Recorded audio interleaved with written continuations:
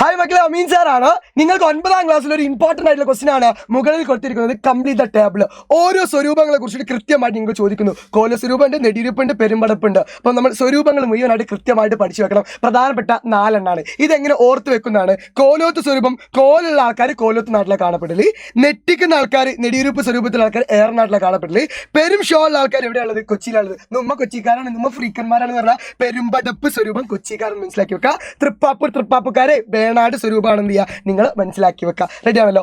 അതേപോലെ അടുത്ത important question ആണ് മധ്യകാല ഇന്ത്യയിൽ ഉണ്ടായിരുന്ന കച്ചവട വിഭാഗങ്ങൾ. ഇവർ പ്രധാനമായിട്ട് 2 രീതിയിലാണ് കച്ചവടം ചെയ്യുന്നത്. ഒന്ന് കരവഴിയും, ഒന്ന് തീരപ്രദേശ വഴിയാണ് അഥവാ കോസ്റ്റ് ലൈനും ആയിട്ടാണ്. കോസ്റ്റ് ലൈൻ നടത്തുന്നതാണ് മാർവാഡീസും ഗുജറാത്തീസും. കരവഴി നടത്തുന്നത് ആരൊക്കെയാണ്? മുൾത്താൻസ് ആൻഡ് ഖുറാസാനിയൻസ് ആണ്. എന്ത് ചെയ്യുക നിങ്ങൾ മനസ്സിലാക്കി ഖുറാസാനിയൻസ് ആണെന്ന് നിങ്ങൾ കൃത്യമായിട്ട് മനസ്സിലാക്കി വെക്കുക. ഇത് ഒന്ന് ആലോചിച്ച് വെക്കുക. കരവഴി പോകുമ്പോൾ എന്തുണ്ടാവും? മുള്ളും കല്ലും ഉണ്ടാവും. ആലോചിച്ചാൽ നിങ്ങൾ സിമ്പിൾ ആയിട്ട് മനസ്സിലാക്കാൻ കഴിയും. ഓക്കെ.